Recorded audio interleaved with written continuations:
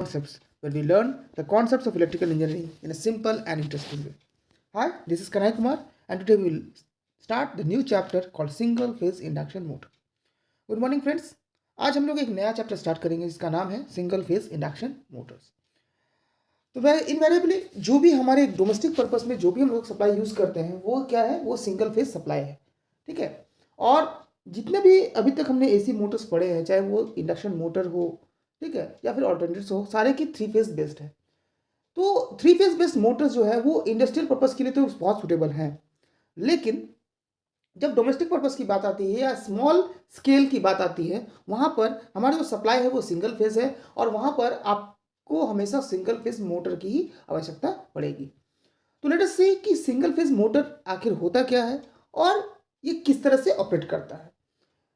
जैसा कि हम लोग नॉर्मली ट्रेंड देखे हैं कि जब भी हम लोग पॉलीफेज सप्लाई के बारे में पढ़ते हैं या एसी सप्लाई के बारे में पढ़ते हैं, तो सबसे पहले हम लोग सिंगल फेज के बारे में पढ़ते हैं, उसके बाद ही हम लोग थ्री फेज के बारे में पढ़ते हैं।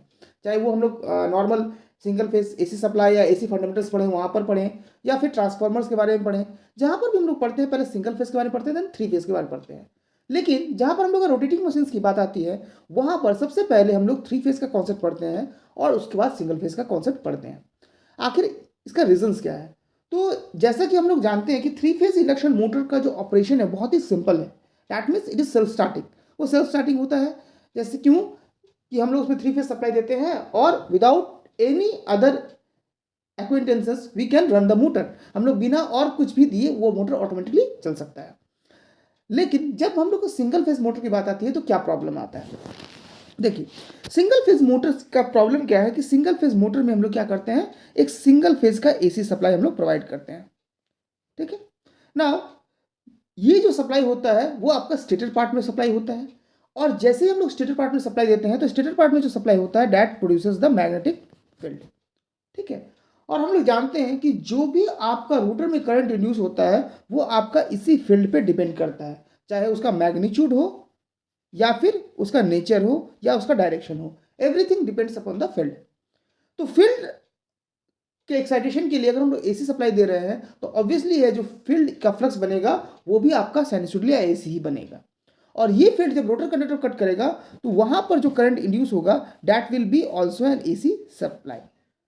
ठीक है, नाउ इसका मतलब क्या हो गया कि जैसे ही हम सिंगल फेज का एसी सप्लाई प्रोवाइड करते हैं स्टेटर में, रोटर में भी एक सिंगल फेज का करंट आपका इंड्यूस होता है।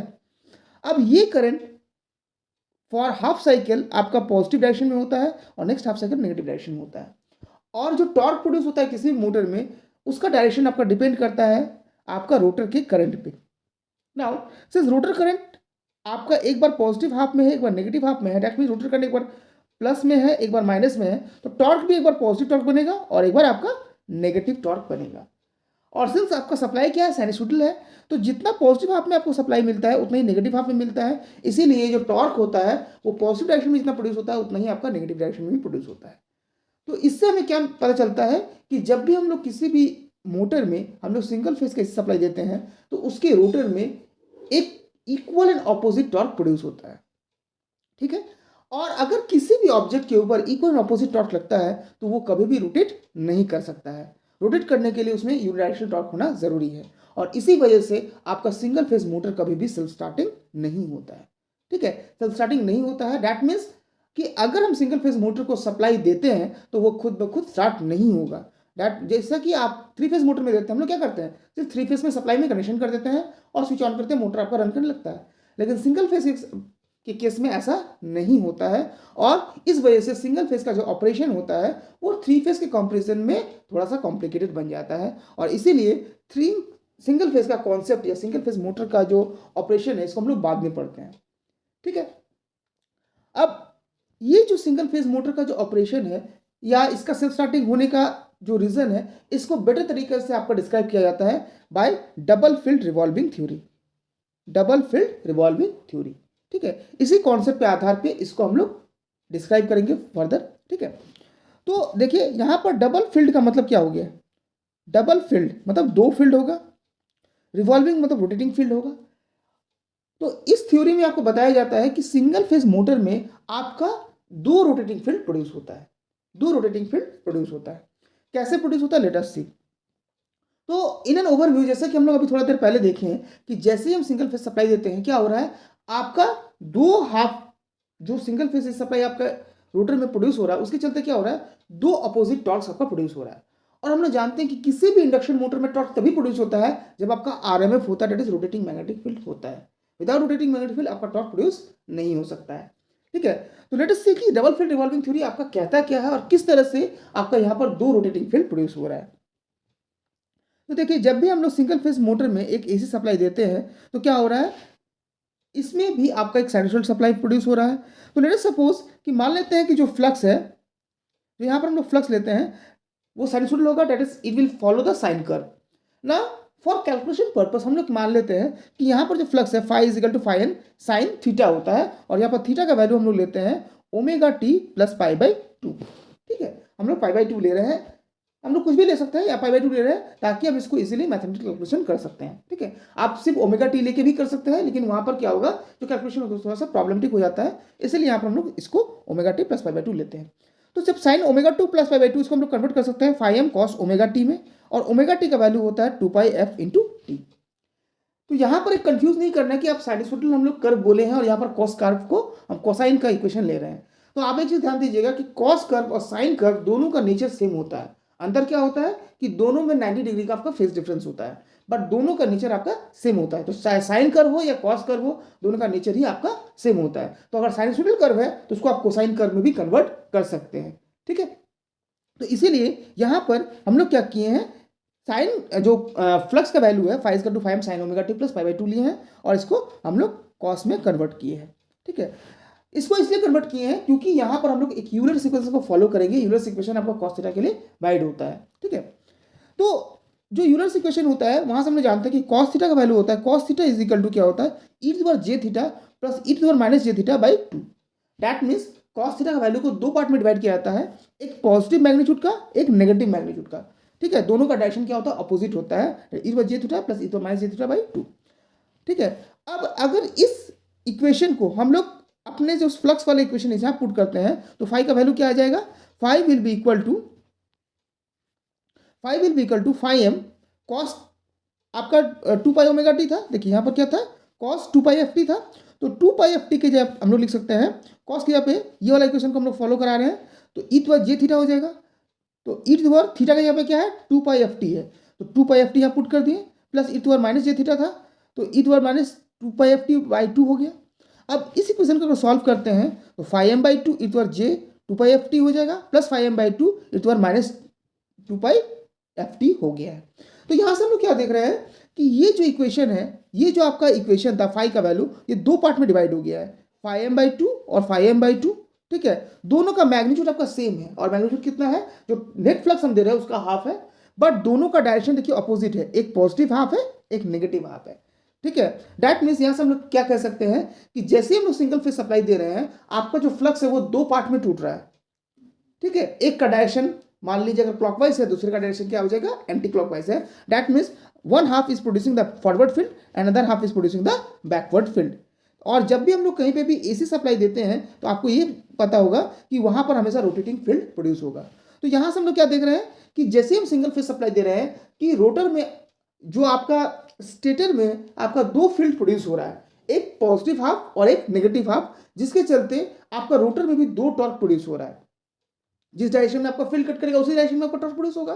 तो इसके वजह से क्या हो रहा है, दो टॉर्क हो रहा है, दोनों का मैग्नीट्यूड सेम है, that is phi M by two phi M by two, पर दोनों का डायरेक्शन अपोजिट है, इसीलिए नेट टॉर्क क्या हो जा रहा है, आपका जीरो हो जा रहा है और मोटर आपका सेल्फ स्टार्टिंग नहीं हो रहा है। So this is called the double field revolving theory, जहां पर हम लोग देख रहे हैं कि जैसे ही हम सिंगल फेज सप्लाई दे रहे हैं, मोटर में आपका दो रोटेटिंग फील्ड प्रोड्यूस हो रहा है जो कि अपोजिट डायरेक्शन में आपका रोटेट करता है।